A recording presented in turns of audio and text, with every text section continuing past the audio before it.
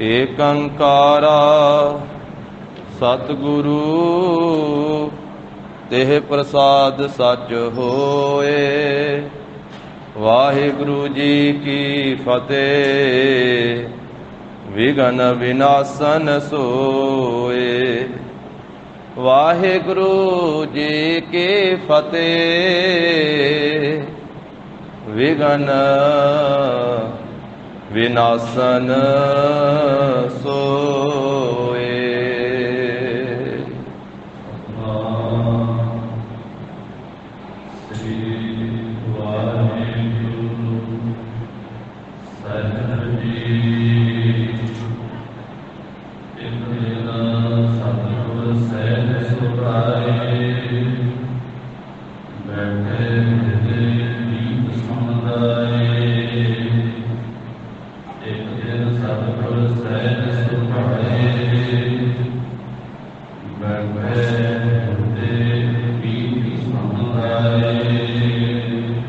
ਵਾਹਿਗੁਰੂ ਜੀ ਕਾ ਖਾਲਸਾ, ਵਾਹਿਗੁਰੂ ਜੀ ਕੀ ਫਤਿਹ। ਦਸਾਂ ਪਾਤਸ਼ਾਹੀਆਂ ਦੀ ਜੋਤ, ਪਤਿਤ ਪਾਵਨ ਭਗਤ ਵਸ਼ਲ ਅੰਤਰਜਾਮੀ ਧੰਨ ਸ੍ਰੀ ਗੁਰੂ ਗ੍ਰੰਥ ਸਾਹਿਬ ਜੀ ਮਹਾਰਾਜ, ਸਤਿਗੁਰਾਂ ਦੀ ਅਪਾਰ ਕਿਰਪਾ ਦਾ ਸਦਕਾ ਜਗਤ ਗੁਰੂ ਧੰਨ ਧੰਨ ਸ੍ਰੀ ਗੁਰੂ ਨਾਨਕ ਦੇਵ ਸਾਹਿਬ ਜੀ ਮਹਾਰਾਜ, ਸਤਿਗੁਰਾਂ ਦੇ ਪਾਵਨੇ ਅਸਥਾਨ ਗੁਰਦੁਆਰਾ ਸ੍ਰੀ ਬੇਰ ਸਾਹਿਬ ਜੀ ਵਿਖੇ ਗੁਰੂ ਚਰਨਾਂ ਦੀ ਹਾਜ਼ਰੀ ਭਰ ਰਹੀ ਸਤਿਗੁਰਾਂ ਦੀ ਸਾਜੀ ਨਵਾਜੀ ਹੋਈ ਸਾਧ ਸੰਗਤ ਜੀਓ, ਗਰੀਬ ਨਵਾਜ ਸਾਹਿਬ ਜੀ ਨੇ ਕਿਰਪਾ ਕੀਤੀ ਹੈ। ਸਤ ਸੰਗਤ ਦਾ ਅਮੋਲਕ ਸੁਭਾਗਾ ਸਮਾਂ ਪ੍ਰਾਪਤ ਹੋਇਆ ਹੈ। ਲੜੀਵਾਰ ਰੂਪ ਵਿੱਚ ਦਸ਼ਮੇਸ਼ ਪਿਤਾ ਅੰਮ੍ਰਿਤ ਕੇ ਦਾਤੇ ਅੰਤ ਕੇ ਵਾਲੀ ਧੰਨ ਸ੍ਰੀ ਗੁਰੂ ਗੋਬਿੰਦ ਸਿੰਘ ਮਹਾਰਾਜ ਸਾਹਿਬ ਜੀ ਦਾ ਪਾਵਨੀ ਇਤਿਹਾਸ ਸਰਵਣ ਕਰ ਰਹੇ ਹਾਂ। ਸਤਿਗੁਰੂ ਜੀ ਬਹਾਦਰ ਸ਼ਾਹ ਦੇ ਬੇਨਤੀ ਕਰਨ ਤੋਂ ਆਗਰੇ ਪਹੁੰਚੇ ਹੋਏ ਹਨ। ਆਗਰੇ ਦੇ ਵਿੱਚ ਬਾਗ ਦੇ ਅੰਦਰ ਸਤਿਗੁਰੂ ਜੀ ਨੇ ਪੜਾਅ ਕੀਤਾ ਹੋਇਆ ਹੈ ਆਪਣੇ ਸਿੰਘਾਂ ਦੇ ਸਮੇਤ। ਤੇ ਜਿਵੇਂ ਇੱਕ ਖਾਨਾ ਨਾਮ ਦਾ ਪਠਾਨ ਜੋ ਗੁਰੂ ਘਰ ਦਾ ਸ਼ਰਧਾਲੂ ਸੀ, ਉਸਨੇ ਬੇਨਤੀ ਕੀਤੀ ਤਾਂ ਮਹਾਰਾਜ ਸਾਹਿਬ ਜੀ ਨੂੰ ਸਭਾ ਦੇ ਵਿੱਚ ਲੈ ਕਰਕੇ ਗਿਆ। ਸੋਹਣਾ ਸਿੰਘਾਸਨ ਲਾ ਕੇ ਕਲਗੀਧਰ ਪਾਤਸ਼ਾਹ ਜੀ ਨੂੰ ਉੱਚੇ ਥਾਂ ਤੇ ਬਿਠਾਇਆ। ਮਹਾਰਾਜ ਸਾਹਿਬ ਜੀ ਦਾ ਬਹੁਤ ਸਤਿਕਾਰ ਕੀਤਾ ਤੇ ਜਿਵੇਂ ਉਸ ਖਾਨੇ ਪਠਾਨ ਦੇ ਉੱਤੇ ਮਹਾਰਾਜ ਸਾਹਿਬ ਜੀ ਨੇ ਖੁਸ਼ੀ ਕੀਤੀ ਤੇ ਸਤਿਗੁਰੂ ਗਰੀਬ ਨਵਾਜ ਸਾਹਿਬ ਜੀ ਦਾ ਉਸਨੇ ਬਹੁਤ ਆਦਰ ਮਾਣ ਕੀਤਾ ਤੇ ਮਹਾਰਾਜ ਸਾਹਿਬ ਜੀ ਦਾ ਸਤਿਕਾਰ ਵੇਖ ਕਰਕੇ ਜਿਹੜੇ ਹੋਰ ਕਾਜੀ ਬੈਠੇ ਸੀ, ਮੌਲਵੀ ਬੈਠੇ ਸੀ, ਉਹਨਾਂ ਤੋਂ ਜਰਿਆ ਨਾ ਗਿਆ। ਜਰਨਾ ਕਿਤੇ ਸੌਖਾ ਪਿਆ ਹੈ। ਬੰਦਾ ਆਪਣੇ ਦੁੱਖਾਂ ਕਰਕੇ ਉਹਨਾਂ ਦੁਖੀ ਨਹੀਂ ਹੈ ਜਿੰਨਾ ਦੂਸਰੇ ਨੂੰ ਸੁਖੀ ਵੇਖ ਕਰਕੇ ਦੁਖੀ ਹੁੰਦਾ। ਇਸ ਕਰਕੇ ਸੁਭਾਅ ਹੈ ਇਸ ਤਰ੍ਹਾਂ ਦਾ ਸੰਸਾਰ ਦਾ। ਹੁਣ ਉਹ ਕਾਜੀ ਮੌਲਵੀ ਸਾਰੇ ਦੁਖੀ ਹੋ ਗਏ, ਈਰਖਾ ਨਾਲ ਸੜ ਗਏ ਵੀ ਗੁਰੂ ਗੋਬਿੰਦ ਸਿੰਘ ਨੂੰ ਉੱਚੇ ਥਾਂ ਤੇ ਬਿਠਾਇਆ ਤੇ ਅਸੀਂ ਨੀਵੇਂ ਥਾਂ ਤੇ ਬੈਠੇ। ਉਹ ਸਾਰਾ ਆਪਾਂ ਪ੍ਰਸੰਗ ਕੱਲ ਦੇ ਦੀਵਾਨ ਵਿੱਚ ਸਰਵਣ ਕੀਤਾ ਹੈ। ਇੱਕ ਸਰੇ ਹੋਏ ਈਰਖਾ ਦੇ ਵਿੱਚ ਮੱਚੇ ਹੋਏ ਨੇ ਮਹਾਰਾਜ ਸਾਹਿਬ ਜੀ ਨੂੰ ਸਵਾਲ ਕੀਤਾ ਕਿ ਸਤਿਗੁਰੂ ਜੀ ਤੁਹਾਨੂੰ ਸਾਰੇ ਪੂਜਦੇ ਆ, ਮੰਨਦੇ ਆ, ਨਮਸਕਾਰਾਂ ਕਰਦੇ ਆ, ਤੁਹਾਡੇ ਵਿੱਚ ਕੋਈ ਕਰਾਮਾਤ ਵੀ ਹੈਗੀ ਆ? ਮਹਾਰਾਜ ਅੰਤਰਜਾਮੀ ਜਾਣਦੇ ਗਰੀਬ ਨਵਾਜ ਵੀ ਇਹ ਈਰਖਾ ਵਿੱਚ ਪੁੱਛ ਰਿਹਾ, ਈਰਖਾ ਵਿੱਚ ਸੜਿਆ ਹੋਇਆ। ਸਤਿਗੁਰੂ ਕਹਿੰਦੇ ਕਰਾਮਾਤ ਤੇ ਬਹਾਦਰ ਸ਼ਾਹ ਦੇ ਮੁਖ ਵਿੱਚ ਆ। ਵੀ ਬਹਾਦਰ ਸ਼ਾਹ ਇਸ ਮੌਕੇ ਤੇ ਤਖਤ ਤੇ ਬੈਠਾ ਵਾ, ਉਹ ਜੋ ਬੋਲੇ ਤੇ ਉਹ ਵਜਨ ਪੂਰਾ ਕਰ ਦੇਵੇ। ਭਾਵੇਂ ਕਿਸੇ ਗਰੀਬ ਨੂੰ 5000 ਫੌਜ ਦਾ ਜਰਨੈਲ ਬਣਾ ਦੇਵੇ ਤੇ ਭਾਵੇਂ ਕਿਸੇ 5000 ਫੌਜ ਦੇ ਜਰਨੈਲ ਨੂੰ ਆਮ ਸਿਪਾਹੀ ਬਣਾ ਦੇਵੇ, ਕੰਗਾਲ ਕਰ ਦੇਵੇ। ਉਹਨੇ ਕਿਹਾ ਮਹਾਰਾਜ ਇਹ ਤਾਂ ਬਹਾਦਰ ਸ਼ਾਹ ਦੇ ਮੁਖ ਦੀ ਕਰਾਮਾਤ ਹੋ ਗਈ, ਤੁਹਾਡੀ ਕਰਾਮਾਤ ਕੀ? ਮਹਾਰਾਜ ਸਾਹਿਬ ਜੀ ਨੇ ਫਿਰ ਆਪਣੀ ਜੇਬ ਚੋਂ ਕੁਝ ਮੋਹਰਾਂ ਕੱਢੀਆਂ ਸੋਨੇ ਦੀਆਂ, ਆਖਿਆ ਵੀ ਸੰਸਾਰ ਵਿੱਚ ਇੱਕ ਕਰਾਮਾਤ ਆ, ਰੁਪਈਆਂ ਨਾਲ ਵੀ ਬਹੁਤ ਕੁਝ ਹੋ ਜਾਂਦਾ। ਉਹਨੇ ਕਿਹਾ ਮਹਾਰਾਜ ਇਹ ਤਾਂ ਰੁਪਈਆਂ ਦੀ ਦੌਲਤ ਦੀ ਕਰਾਮਾਤ ਹੈ, ਤੁਹਾਡੀ ਕਰਾਮਾਤ ਕਿਹੜੀ ਹੈ? ਫਿਰ ਸਤਿਗੁਰਾਂ ਨੇ ਸ੍ਰੀ ਸਾਹਿਬ ਕੱਢੀ, ਕਹਿੰਦੇ ਆ ਵੀ ਇੱਕ ਕਰਾਮਾਤ ਆ।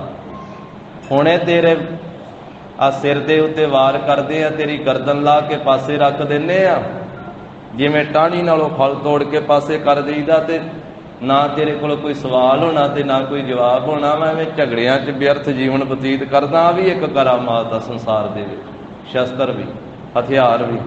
ਤੇ ਜਦੋਂ ਇਹ ਕਰਾਮਾਤ ਚੱਲੀ ਤੇ ਤੇਰੇ ਸਾਰੇ ਸਵਾਲ ਬੰਦ ਹੋ ਜਾਣੇ ਆ। ਫਿਰ ਨੀਵੀਂ ਜੀ ਪਾ ਲਈ, ਧਰਤੀ ਵੱਲ ਨੂੰ ਵੇਖਣ ਲੱਗ ਪਿਆ, ਮਹਾਰਾਜ ਵੱਲੇ ਚਿਹਰਾ ਨਹੀਂ ਤਾਂ ਚੁੱਕਦਾ। ਇਸ ਤਰੀਕੇ ਨਾਲ ਸਾਧ ਸੰਗਤ ਜੀ ਉਹ ਖਾਨ ਖਾਨੇ ਦੀ ਭਾਵਨਾ ਪੂਰੀ ਕਰਕੇ ਤੇ ਸੈਯਦ ਨੂੰ ਉਹਦੇ ਸਵਾਲ ਦਾ ਜਵਾਬ ਦੇ ਕੇ ਫਿਰ ਮਹਾਰਾਜ ਸਾਹਿਬ ਜੀ ਵਾਪਸ ਫੇਰ ਬਾਗ ਦੇ ਵਿੱਚ ਜਿੱਥੇ ਗਰੀਬ ਨਵਾਜ ਨੇ ਆਸਣ ਲਾਇਆ ਸੀ ਉੱਥੇ ਪਹੁੰਚ ਗਏ। ਤੇ ਉੱਥੇ ਮਹਾਰਾਜ ਸਾਹਿਬ ਜੀ ਹੋਰ ਕੀ ਕੌਤਕ ਕਰਦੇ ਹਨ। ਆਗਰੇ ਦੇ ਵਿੱਚ ਹੀ ਹਨ ਧੰਨ ਸ੍ਰੀ ਗੁਰੂ ਗੋਬਿੰਦ ਸਿੰਘ ਜੀ ਮਹਾਰਾਜ। ਸਤਿਗੁਰਾਂ ਦਾ ਧਿਆਨ ਧਰਦਿਆਂ ਹੋਇਆਂ ਸ਼ਰਧਾ ਭਾਵਨਾ ਸਹਿਤ ਸਰਵਣ ਕਰੀਏ। ਉਚਾਰਨ ਕਰੋ ਜੀ ਸਤਿਨਾਮ ਸ੍ਰੀ ਵਾਹਿਗੁਰੂ ਸਾਹਿਬ ਜੀ।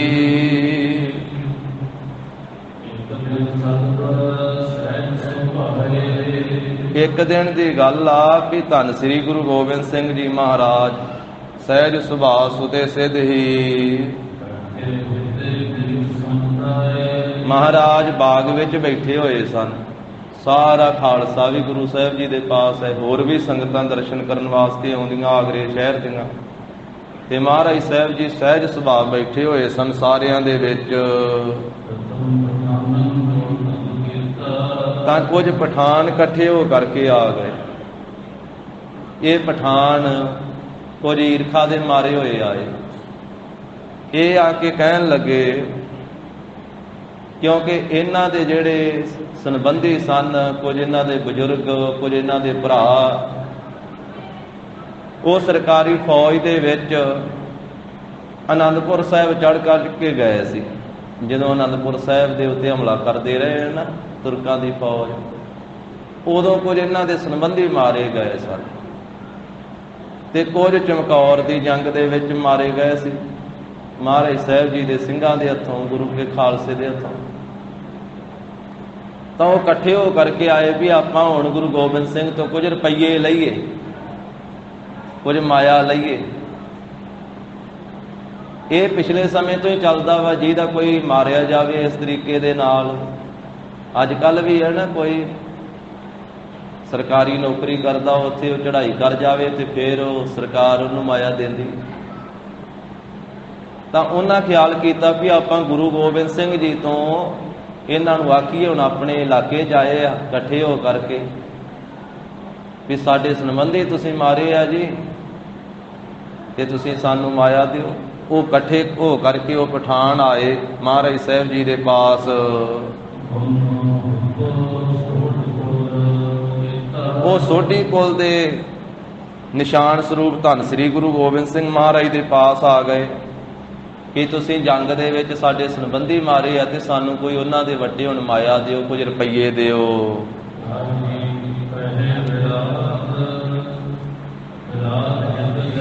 ਜਦੋਂ ਸਤਿਗੁਰੂ ਜੀ ਦੇ ਪਾਸੇ ਆਏ ਸੀ ਨਾ, ਇਹਨਾਂ ਆ ਕੇ ਆਖਿਆ ਸੀ ਕਿ ਮਹਾਰਾਜ ਸਾਡੇ ਸੰਬੰਧੀ ਤੁਸੀਂ ਜੰਗ ਦੇ ਵਿੱਚ ਮਾਰੇ ਆ ਤੇ ਇਸ ਕਰਕੇ ਸਾਨੂੰ ਉਹਨਾਂ ਦੇ ਵੱਡੇ ਕੁਝ ਰੁਪਈਏ ਦਿਓ, ਕੁਝ ਮਾਇਆ ਦਿਓ। ਤੇ ਮਹਾਰਾਜ ਕਹਿੰਦੇ ਵੀ ਇਹ ਕਾਹਦੇ ਪੈਸੇ ਹੁੰਦੇ ਆ? ਜਿਹੜਾ ਜੰਗ ਦੇ ਵਿੱਚ ਜੰਗ ਕਰਦਿਆਂ ਮਾਰਿਆ ਜਾਵੇ ਉਹਦੇ ਕਾਹਦੇ ਦਈਏ ਵੀ ਮਾਇਆ? ਨਾਲੇ ਅਸੀਂ ਕਿਹੜਾ ਉਹਨਾਂ ਨੂੰ ਸੱਦਾ ਦਿੱਤਾ ਹੈ ਵੀ ਆਓ ਸਾਡੇ ਨਾਲ ਜੰਗ ਕਰੋ?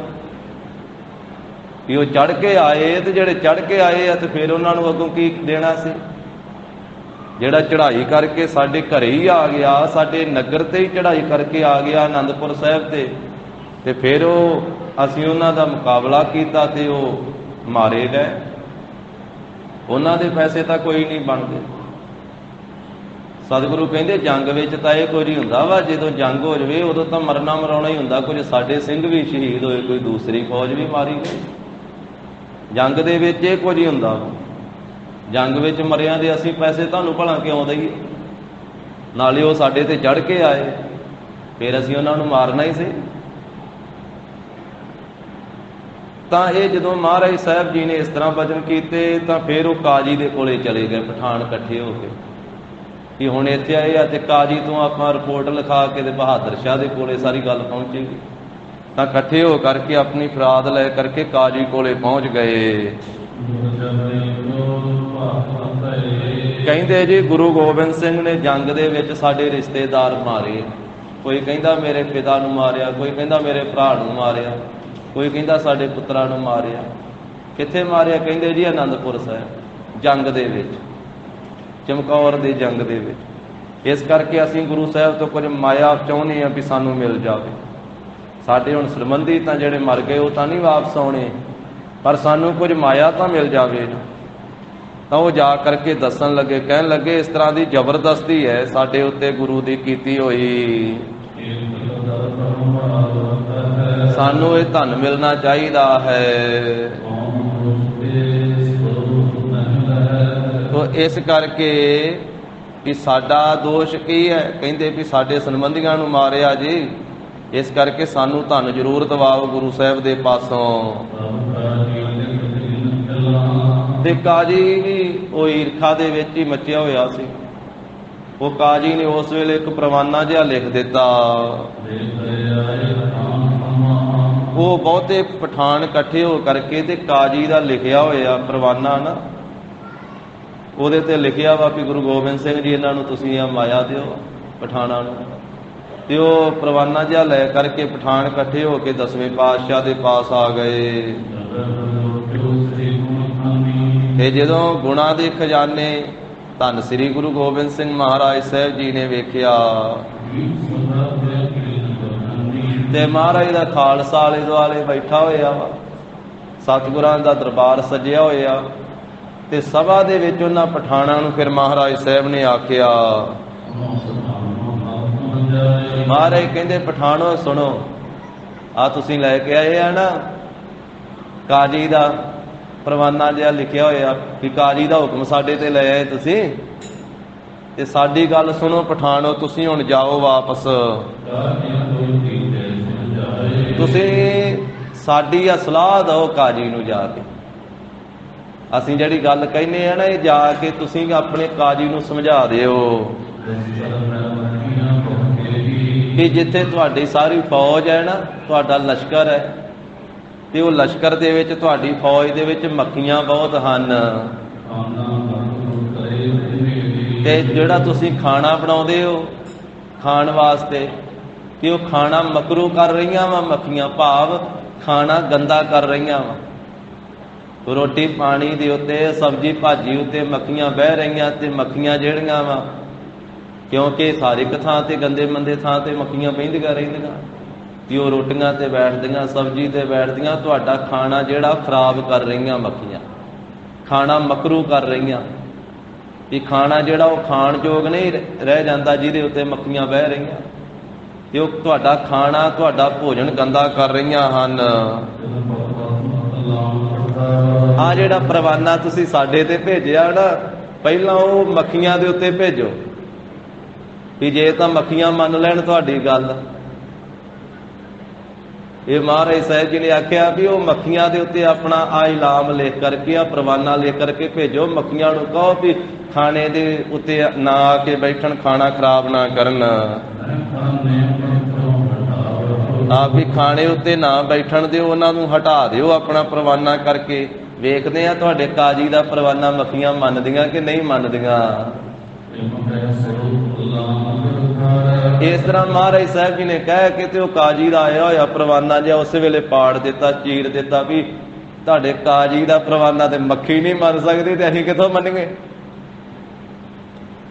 10ਵੇਂ ਪਾਤਸ਼ਾਹ ਗਰੀਬ ਨਵਾਜ਼, ਕੋਈ ਨਿੱਕੀ ਜਿਹੀ ਹਸਤੀ ਥੋੜਾ 10ਵੇਂ ਪਾਤਸ਼ਾਹ ਮਹਾਰਾਜ। महाराज ने वो पठाणा के सामने कहते भी जाके आ गल कह दो अपने काजी नूं ते आ काजी का परवाना वेखो तो विखा के महाराज नूं पाड़ दिता, चीर दिता ते अपने हथी लागे अग बलदी सी, अग विच पा दिता। कहंदे लो पाड़ के साड़ दिता तुहाडे काजी का परवाना। साडे ते तुहाडा काजी फतवा लाउंदा वा, परवाने भेजदा। उहनूं कहो मक्खियां दे उत्ते अपना हुक्म चलावे, वेने मक्खियां मनदियां कि नहीं। वो सारे पठान जिहड़े आ ना वो ये गल सुन करके ते हैरान जी हो गए, क्योंकि उन्होंने तो समझिया सी भी असीं काजी का दापा जिहा मारना ते गुरु गोबिंद सिंह ने डर जाना ते सानूं पैसे मिल जाने कि साडे जिहड़े जंग च मारे गए। उन्हें वेख्या भी आम भी राजे छोटे मोटे राजे जिहड़े वो डर ही जाते हैं जदों बादशाह के काजी का दाबा आउंदा, फतवा आउंदा। ते हुण सारे थोड़ा उस तरह के हुंदे आ, वो आम राजे डर जाते, अगे मरदा गमड़ा ये डरन वाला।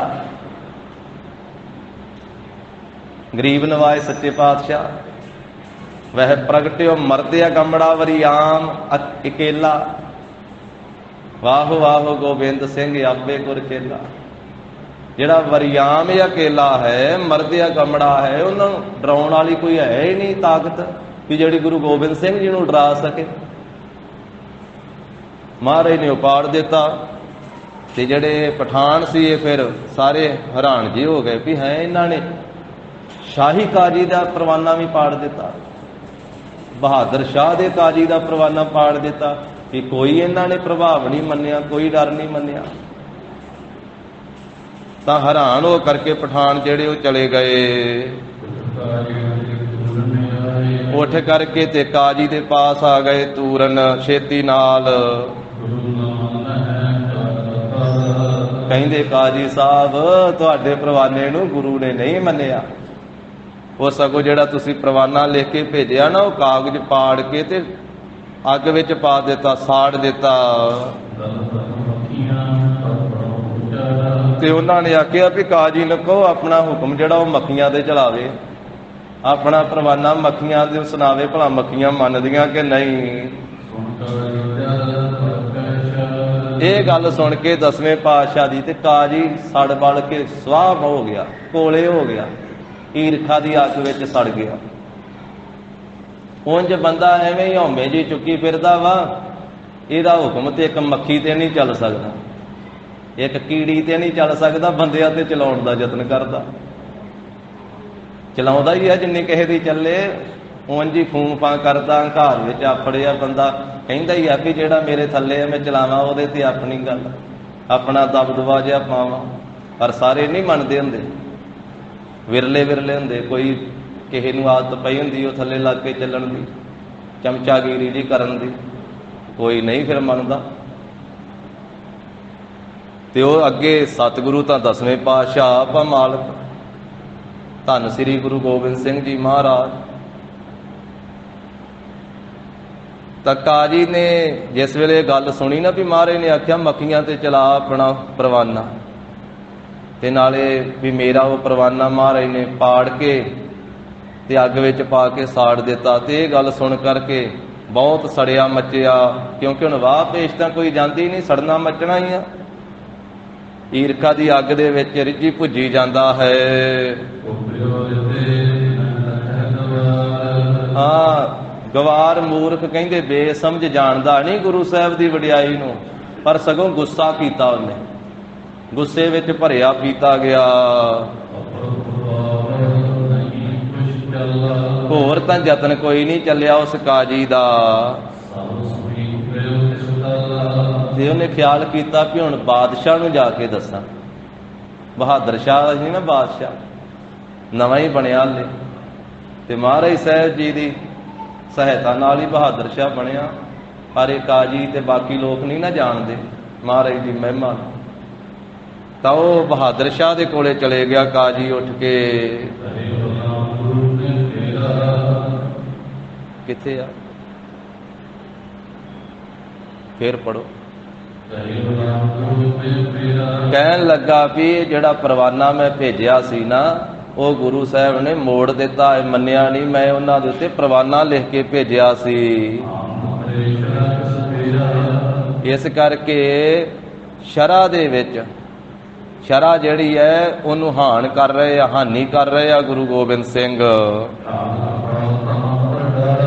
ਮੈਂ ਪਰਵਾਨਾ ਲਿਖ ਕੇ ਭੇਜਿਆ ਸੀ ਤੇ ਮੇਰਾ ਭੇਜਿਆ ਹੋਇਆ ਪਰਵਾਨਾ ਕਾਗਜ਼ ਪਾੜ ਕੇ ਤੇ ਧਰਤੀ ਤੇ ਸੁੱਟ ਦਿੱਤਾ ਗੁਰੂ ਗੋਬਿੰਦ ਸਿੰਘ ਨੇ। ਇਹ ਬਾਦਸ਼ਾਹ, ਤੁਹਾਡਾ ਵੀ ਡਰ ਕੋਈ ਨਹੀਂ ਧਾਰਿਆ ਮਨ ਵਿੱਚ ਤੇ ਮੇਰਾ ਵੀ ਡਰ ਕੋਈ ਨਹੀਂ ਧਾਰਿਆ ਗੁਰੂ ਗੋਬਿੰਦ ਸਿੰਘ ਨੇ ਆਪਣੇ ਮਨ ਵਿੱਚ। ਜਦੋਂ ਇਹ ਗੱਲ ਸੁਣੀ ਨਾ ਬਹਾਦਰ ਸ਼ਾਹ ਨੇ ਕਾਜੀ ਦੀ, ਤੇ ਬਹਾਦਰ ਸ਼ਾਹ ਦੇ ਮਨ ਵਿੱਚ ਬਹੁਤ ਗੁੱਸਾ ਆ ਗਿਆ ਉਸ ਮੌਕੇ ਤੇ ਕਾਜੀ ਦੇ ਉੱਤੇ। ਕਾਜੀ ਦੇ ਉੱਤੇ ਹੀ ਉਹ ਇਤਰਾਜ਼ ਕੀਤਾ ਬਹਾਦਰ ਸ਼ਾਹ ਨੇ। ਬਹਾਦਰ ਸ਼ਾਹ ਕਹਿਣ ਲੱਗਾ ਕਾਜੀ ਨੂੰ ਕਿ ਤੈਨੂੰ ਕਿਹਨੇ ਆਖਿਆ ਸੀ ਗੁਰੂ ਗੋਬਿੰਦ ਸਿੰਘ ਦੇ ਉੱਤੇ ਪਰਵਾਨਾ ਲਿਖ ਕੇ ਭੇਜਣ ਦੀ? ਕਿਉਂਕਿ ਬਹਾਦਰ ਸ਼ਾਹ ਦੇ ਮਨ ਵਿੱਚ ਉਸ ਮੌਕੇ ਤੇ ਸ਼ਰਧਾ ਭਾਵਨਾ ਸੀ ਕਿ ਗੁਰੂ ਸਾਹਿਬ ਜੀ ਨੂੰ ਮੈਂ ਬੇਨਤੀ ਕੀਤੀ ਹੈ ਤੇ ਗੁਰੂ ਸਾਹਿਬ ਨੇ ਆਪਣੇ ਸਿੰਘ ਭੇਜ ਕੇ ਤੇ ਆਪ ਵੀ ਆ ਕਰਕੇ ਮਹਾਰਾਜ ਸਾਹਿਬ ਜੀ ਨੇ ਤੇ ਤਾਰੇ ਆਜਮ ਨੂੰ ਮਾਰ ਕੇ ਤੇ ਮੈਨੂੰ ਇਹ ਬਾਦਸ਼ਾਹੀ ਦਿਵਾਈ ਹੈ। ਸਗੋਂ ਉਸ ਕਾਜੀ ਦੇ ਉੱਤੇ ਇਤਰਾਜ਼ ਕੀਤਾ ਬਹਾਦਰ ਸ਼ਾਹ ਨੇ, ਆਖਿਆ ਵੀ ਇਹ ਕਿਉਂ ਤੂੰ ਕੀਤਾ? ਇਹ ਭੈੜੀ ਮੱਤ ਵਾਲਿਆ, ਭੈੜੀ ਬੁੱਧੀ ਵਾਲਿਆ, ਇਹ ਤੂੰ ਕੀ ਕੀਤਾ? ਤੂੰ 10ਵੇਂ ਪਾਤਸ਼ਾਹ ਸ੍ਰੀ ਗੁਰੂ ਗੋਬਿੰਦ ਸਿੰਘ ਮਹਾਰਾਜ ਦੇ ਉੱਤੇ ਪਰਵਾਨਾ ਲਿਖ ਕੇ ਭੇਜ ਦਿੱਤਾ। ਉਹ ਤਾਂ ਅੱਲਾ ਦੀ ਜਾਤ ਵਾ, ਗੁਰੂ ਗੋਬਿੰਦ ਸਿੰਘ ਮਹਾਰਾਜ ਤੇ ਅੱਲਾ ਦੀ ਜਾਤ ਹੈ। ਉਹ ਤਾਂ ਬਹੁਤ ਵੱਡੇ ਫਕਰ ਹਨ ਤੇ ਫਕਰ ਗੁਰੂ ਗੋਬਿੰਦ ਸਿੰਘ ਜੀ ਦੇ ਉੱਤੇ, ਉਹ ਖੁਦਾ ਦੀ ਜਾਤ ਗੁਰੂ ਗੋਬਿੰਦ ਸਿੰਘ ਜੀ ਦੇ ਉੱਤੇ ਤੂੰ ਪਰਵਾਨੇ ਲਿਖ ਕੇ ਭੇਜਦਾ ਹੈ। ਇਹ ਭੈੜੀ ਬੁੱਧੀ ਵਾਲਿਆ, ਤੂੰ ਇਹ ਕਿਉਂ ਕੀਤਾ? ਤੂੰ ਸ੍ਰੀ ਗੁਰੂ ਗੋਬਿੰਦ ਸਿੰਘ ਮਹਾਰਾਜ ਦੇ ਉੱਤੇ ਪਰਵਾਨਾ ਲਿਖ ਕੇ ਕਿਉਂ ਭੇਜਿਆ? ਇਹ ਕਾਜੀਏ ਤਾਂ ਤੂੰ ਬਹੁਤ ਬੁਰਾ ਕੰਮ ਕੀਤਾ ਹੈ। ਜਿਨ ਆਗੇ, ਜਿਨ੍ਹਾਂ ਦੇ ਅੱਗੇ ਹੱਥ ਜੋੜਨੇ ਬਣਦੇ, ਜਿਨ੍ਹਾਂ ਦੇ ਅੱਗੇ ਹੱਥ ਜੋੜ ਕੇ ਨਮਸਕਾਰ ਕਰਨੀ ਬਣਦੀ ਆ, ਜਿਸ ਗੁਰੂ ਗੋਬਿੰਦ ਸਿੰਘ ਮਹਾਰਾਜ ਸਾਹਿਬ ਜੀ ਨੂੰ ਮੱਥਾ ਟੇਕਣਾ ਬਣਦਾ ਹੈ, ਨਮਸਕਾਰ ਕਰਨੀ ਬਣਦੀ ਹੈ, ਤੂੰ ਉਹਨਾਂ ਦੇ ਉੱਤੇ ਆਪਣਾ ਹੁਕਮ ਉਚਾਰਦਾ ਹੈ, ਆਪਣਾ ਹੁਕਮ ਲਾਗੂ ਕਰਦਾ ਹੈ ਉਸ ਗੁਰੂ ਗੋਬਿੰਦ ਸਿੰਘ ਦੇ ਉੱਤੇ। ਉਹ ਖੁਦਾ ਦੀ ਜਾਤ, ਵੱਡੇ ਫਕਰ ਹਨ। ਇਸ ਤਰ੍ਹਾਂ ਬਹਾਦਰ ਸ਼ਾਹ ਨੇ ਕਾਜੀ ਨੂੰ ਕਹਿ ਕਰਕੇ ਤੇ ਫਿਰ ਉਹਦੀ ਬਦਲੀ ਕਰ ਦਿੱਤੀ। ਉਹਨੇ ਕਿਹਾ ਤੂੰ ਇਸ ਅਹੁਦੇ ਦੇ ਯੋਗ ਹੀ ਨਹੀਂ ਹੈ। ਉਸ ਮੌਕੇ ਦਾ ਜੱਜ ਹੁੰਦਾ ਸੀ ਕਾਜੀ, ਜਿਹੜਾ ਫੈਸਲੇ ਕਰਨ ਵਾਲਾ ਤੇ ਫਤਵੇ ਵੀ ਜ਼ਿਆਦਾ ਕਾਜੀ ਲਾਉਂਦਾ ਹੁੰਦਾ ਸੀ, ਸਜ਼ਾਵਾਂ ਵੀ ਇਹੀ ਸੁਣਾਉਂਦਾ ਹੁੰਦਾ ਸੀ। ਤਾਂ ਅੱਜ ਜਿਵੇਂ ਜੱਜ ਵਾ ਤੇ ਉਸ ਮੌਕੇ ਦੇ ਕਾਜੀ ਹੀ ਜੱਜ ਹੁੰਦਾ ਸੀ ਤੇ ਉਹ ਕਾਜੀ ਨੂੰ ਬਦਲ ਹੀ ਦਿੱਤਾ ਵੀ ਤੂੰ ਇਸ ਅਹੁਦੇ ਦੇ ਹੱਕਦਾਰ ਹੀ ਨਹੀਂ ਹੈ। ਕਾਜੀ ਦੀ ਅਦਲਾ ਬਦਲੀ ਕਰ ਦਿੱਤੀ ਤੇ ਗੁਰੂ ਸਾਹਿਬ ਜੀ ਨੂੰ ਜਾਣਿਆ ਵੀ ਮਹਾਰਾਜ ਸਾਹਿਬ ਜੀ ਪੀਰਾਂ ਦੇ ਪੀਰ ਹੈ। ਬਹਾਦਰ ਸ਼ਾਹ ਨੇ ਜਾਣਿਆ ਵੀ ਇਹ ਸਲਤਨਤ ਬਾਦਸ਼ਾਹੀ ਮੈਨੂੰ ਸ੍ਰੀ ਗੁਰੂ ਗੋਬਿੰਦ ਸਿੰਘ ਮਹਾਰਾਜ ਨੇ ਦਿੱਤੀ ਆ। ਇਸ ਗੱਲ ਨੂੰ ਬਹਾਦਰ ਸ਼ਾਹ ਆਪਣੇ ਮਨ ਵਿੱਚ ਜਾਣਦਾ ਹੈ। ਤਾਂ ਕਹਿੰਦੇ ਵੀ ਜਿਹੜਾ ਬਹਾਦਰ ਸ਼ਾਹ ਐਸੀ ਭਾਵਨਾ ਰੱਖਦਾ ਹੈ ਤੇ ਉਹ ਕਿਵੇਂ ਕਾਜੀ ਦੀ ਗੱਲ ਮੰਨ ਸਕਦਾ ਸੀ? ਭਾਵ ਉਹਨੇ ਇਸ ਤਰ੍ਹਾਂ ਨਹੀਂ ਸੀ ਕਾਜੀ ਦੀ ਗੱਲ ਮੰਨਣੀ, ਤਾਂ ਹੀ ਕਾਜੀ ਨੂੰ ਫਿਰ ਬਦਲ ਦਿੱਤਾ। ਇੱਥੋਂ ਤੀਕ ਇਹ ਪ੍ਰਸੰਗ ਦੀ ਸਮਾਪਤੀ ਹੋਈ ਹੈ। ਅੱਗੇ ਹੋਰ ਪ੍ਰਸੰਗ ਆਰੰਭ ਹੋਇਆ ਹੈ। ਕਹਿੰਦੇ ਇੱਕ ਰਾਜਾ ਸੀ, ਰਾਜਾ ਜੈ ਸਿੰਘ ਸਵਾਈ ਜਿਸ ਨੂੰ ਕਿਹਾ ਜਾਂਦਾ ਸੀ। ਇਹ ਰਾਜਪੂਤ ਰਾਜਾ ਤੇ ਦੂਸਰਾ ਰਾਜਾ ਸੀ ਅਜੀਤ ਸਿੰਘ, ਇਹ ਵੀ ਰਾਜਾ। ਇਹ ਦੋਵੇਂ ਜੋ ਰਾਜੇ ਹਨ ਇਹ ਉਤਰੇ ਹੋਏ ਸੀ ਫੌਜ ਦੇ ਵਿੱਚ। ਇੱਥੇ ਆਗਰੇ ਹੀ ਇਹ ਫੌਜ ਦੇ ਸਮੇਤ ਆਏ ਹੋਏ ਸਨ ਰਾਜਾ ਜੈ ਸਿੰਘ ਸਵਾਈ ਤੇ ਦੂਸਰਾ ਰਾਜਾ ਅਜੀਤ ਸਿੰਘ। ਰਾਜਪੂਤ ਰਾਜੇ, ਕਿਉਂਕਿ ਇਹਨਾਂ ਰਾਜਪੂਤ ਰਾਜਿਆਂ ਦੇ ਨਾਮ ਨਾਲ ਸਿੰਘ ਨਾਮ ਲੱਗਦਾ, ਰਾਜਪੂਤਾਂ ਦੇ ਨਾਲ ਸਿੰਘ ਨਾਮ ਉਹ ਲਾਉਂਦੇ ਆਪਣੇ ਨਾਮ ਦੇ ਨਾਲ। ਤਾਂ ਇਹ ਜੈ ਸਿੰਘ ਸਵਾਈ ਤੇ ਅਜੀਤ ਸਿੰਘ ਦੋਵੇਂ ਰਾਜਪੂਤ ਰਾਜੇ ਇੱਥੇ ਆਗਰੇ ਉਤਰੇ ਹੋਏ ਸਨ। ਇਹਨਾਂ ਨੇ ਸਤਿਗੁਰੂ ਸ੍ਰੀ ਗੁਰੂ ਗੋਬਿੰਦ ਸਿੰਘ ਮਹਾਰਾਜ ਜੀ ਦੀ ਸੋਭਾ ਸੁਣੀ ਹੈ, ਗੁਰੂ ਸਾਹਿਬ ਜੀ ਦੀ ਮਹਿਮਾ ਸੁਣੀ ਹੈ ਦੋਨਾਂ ਰਾਜਿਆਂ ਨੇ। ਤੇ ਦਸ਼ਮੇਸ਼ ਪਾਤਸ਼ਾਹ ਜੀ ਨੂੰ ਮਿਲਣ ਵਾਸਤੇ ਦੋਵੇਂ ਰਾਜੇ ਕਿ ਸਤਿਗੁਰੂ ਜੀ ਦੇ ਦਰਸ਼ਨ ਕਰੀਏ। ਸ੍ਰੀ ਗੁਰੂ ਗੋਬਿੰਦ ਸਿੰਘ ਮਹਾਰਾਜ ਆਗਰੇ ਆਏ ਹੋਏ ਆ, ਬਾਗ ਵਿੱਚ ਉਤਾਰਾ ਕੀਤਾ ਆਪਣੇ ਸਿੰਘਾਂ ਦੇ ਸਮੇਤ, ਆਪਾਂ ਮਹਾਰਾਜ ਸਾਹਿਬ ਜੀ ਦੇ ਚੱਲ ਕੇ ਦਰਸ਼ਨ ਕਰੀਏ। ਤਾਂ ਦਰਸ਼ਨ ਕਰਨ ਵਾਸਤੇ, ਗੁਰੂ ਜੀ ਨੂੰ ਮਿਲਣ ਵਾਸਤੇ ਇਹ ਰਾਜੇ ਆਪਣੇ ਸਿਪਾਹੀਆਂ ਦੇ ਸਮੇਤ ਚੱਲ ਕਰਕੇ ਆਏ। ਤੇ 2 ਘੋੜੇ ਤੇ ਬਹੁਤ ਧਨ ਮਹਾਰਾਜ ਸਾਹਿਬ ਜੀ ਨੂੰ ਭੇਟਾ ਵਿੱਚ ਅਰਪਣ ਕਰਨ ਵਾਸਤੇ ਲਿਆਏ। ਇੱਕ ਘੋੜਾ ਲਿਆ ਦੋਹਾਂ ਰਾਜਿਆਂ ਨੇ, ਵੀ ਆ ਮਹਾਰਾਜ ਨੂੰ ਭੇਟ ਕਰਨਾ ਆਪਾਂ ਘੋੜੇ, ਤੇ ਨਾਲ ਮਾਇਆ ਵੀ ਲੈ ਲਈ, ਭੇਟਾ ਲੈ ਲਈਆਂ। ਦੋਨਾਂ ਹੀ ਰਾਜਿਆਂ ਦੇ ਨਾਲ ਬਹੁਤੇ ਸੂਰਮਿਆਂ ਸਿਪਾਹੀਆਂ ਦੀ ਭੀੜ ਵੀ ਆਈ ਹੈ। ਆ ਪਹੁੰਚੇ ਉੱਥੇ ਆਗਰੇ ਬਾਗ ਦੇ ਵਿੱਚ, ਜਿੱਥੇ ਪਰਮੇਸ਼ਰ ਸਰੂਪ ਸ੍ਰੀ ਗੁਰੂ ਗੋਬਿੰਦ ਸਿੰਘ ਜੀ ਮਹਾਰਾਜ ਦਰਸ਼ਨ ਦੇ ਰਹੇ। ਸਤਿਗੁਰੂ ਪ੍ਰਭੂ ਜੀ ਦੇ ਪਾਸ ਆ ਪਹੁੰਚੇ। ਮਹਾਰਾਜ ਸਾਹਿਬ ਜੀ ਦੇ ਚਰਨਾਂ ਤੇ ਨਮਸਕਾਰ ਕਰਕੇ, ਗੁਰੂ ਸਾਹਿਬ ਜੀ ਦਾ ਹੁਕਮ ਲੈ ਕਰਕੇ ਫਿਰ ਸਥਿਤ ਹੋਏ। ਦੋਨੋਂ ਰਾਜੇ ਸਤਿਗੁਰੂ ਜੀ ਦੇ ਦਰਸ਼ਨ ਕਰਕੇ ਪ੍ਰਸੰਨ ਹੋ ਗਏ, ਖੁਸ਼ ਹੋ ਗਏ।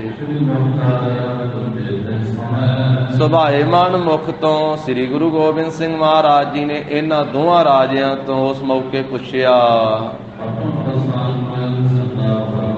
ਮਹਾਰਾਜ ਕਹਿਣ ਲੱਗੇ, ਰਾਜਾ ਜੈ ਸਿੰਘ ਸਵਾਈ ਤੇ ਰਾਜਾ ਅਜੀਤ ਸਿੰਘ, ਤੁਸੀਂ ਆਪਣੇ ਰਾਜ ਭਾਗ ਦੀ ਗੱਲਬਾਤ ਸਾਨੂੰ ਸੁਣਾਓ। ਆਪਣੀਆਂ ਫੌਜਾਂ ਬਾਰੇ ਦੱਸੋ, ਆਪਣੇ ਰਾਜ ਬਾਰੇ ਦੱਸੋ। ਤੁਹਾਡੇ ਕੋਲੇ ਕਿੰਨੀ ਕੁ ਫੌਜ ਹੈ, ਕਿੰਨੀ ਕੁ ਫੌਜ ਤੁਸੀਂ ਰੱਖੀ ਹੋਈ ਹੈ, ਤੇ ਰਾਜ ਤੁਹਾਡੇ ਪਾਸ ਕਿੱਡਾ ਕੁ ਵੱਡਾ ਹੈ।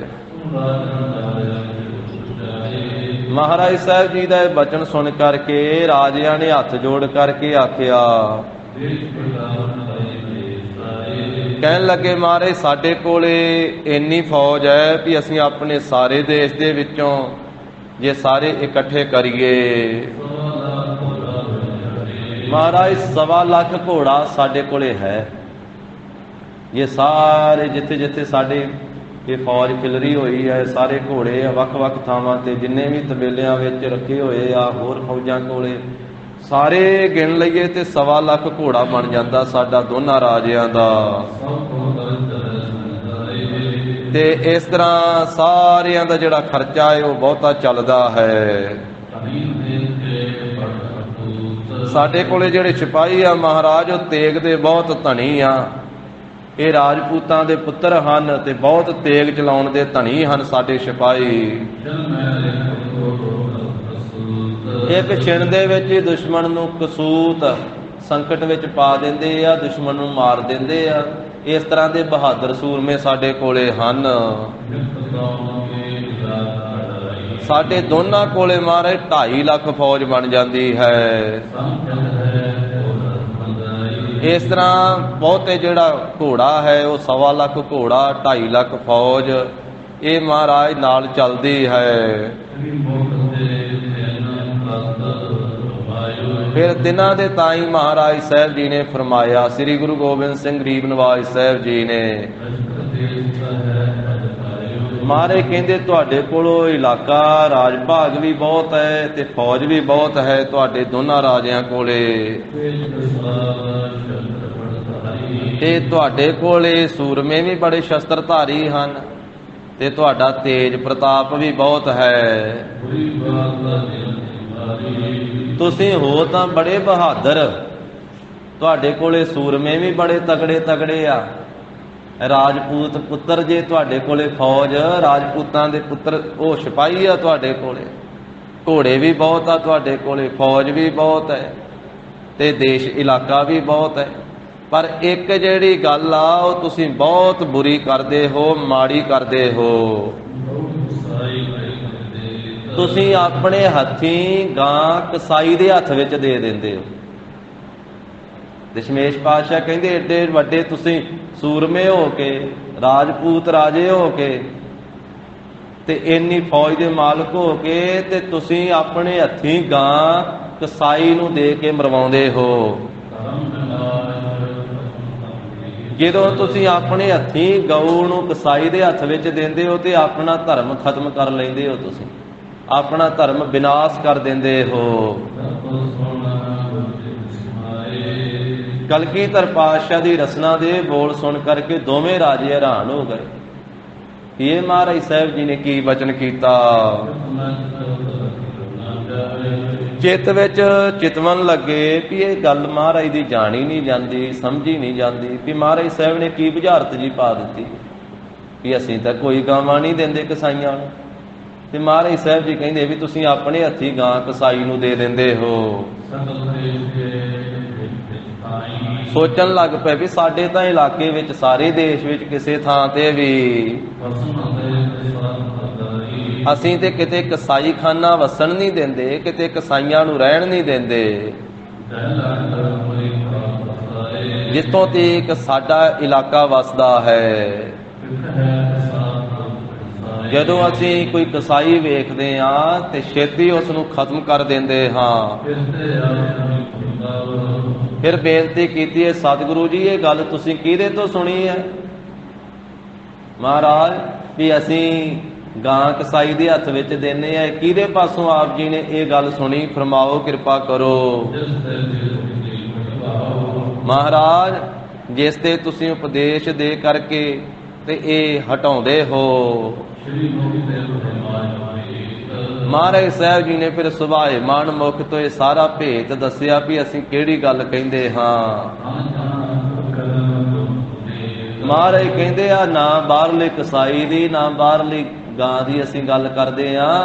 ਸਾਡੇ ਕਹਿਣ ਦਾ ਮਤਲਬ ਇਹ ਆ, ਭੇਦ ਇਹ ਆ ਵੀ ਤੁਸੀਂ ਆਪਣੀਆਂ ਲੜਕੀਆਂ ਦਿੰਦੇ ਹੋ ਤੁਰਕਾਂ ਨੂੰ।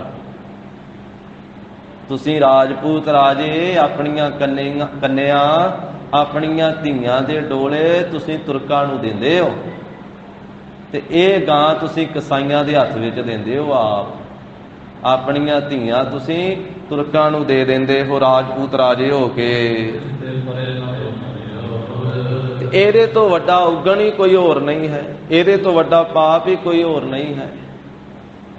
ਪਿਛਲੇ ਸਮੇਂ ਦੇ ਵਿੱਚ ਇਹ ਰਾਜਪੂਤ ਰਾਜੇ ਜਿਹੜੇ ਸਨ, ਇਹ ਰਾਜ ਕਰਨ ਵਾਸਤੇ ਆਪਣੀਆਂ ਲੜਕੀਆਂ ਦੇ ਦਿੰਦੇ ਸੀ ਤੁਰਕਾਂ ਤੇ ਉਹ ਇਹਨਾਂ ਨੂੰ ਰਾਜ ਦੇ ਦਿੰਦੇ ਸੀ। ਵੇਖੋ ਕਿੱਥੋਂ ਤੀਕ ਨਿਕਲ ਜਾਂਦੀ ਦੁਨੀਆ, ਕਿੱਥੋਂ ਤੀਕ ਗਰਕ ਜਾਂਦੀ ਹੈ।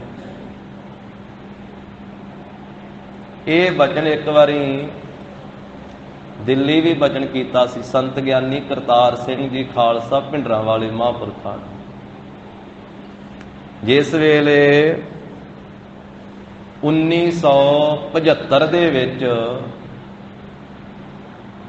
ਨਾਵੇਂ ਪਾਤਸ਼ਾਹ ਸ੍ਰੀ ਗੁਰੂ ਤੇਗ ਬਹਾਦਰ ਸਾਹਿਬ ਮਹਾਰਾਜ ਸਾਹਿਬ ਜੀ ਦਾ ਸ਼ਹੀਦੀ ਦਿਹਾੜਾ ਸੀ। 300 ਸਾਲਾ ਸ਼ਹੀਦੀ ਦਿਹਾੜਾ।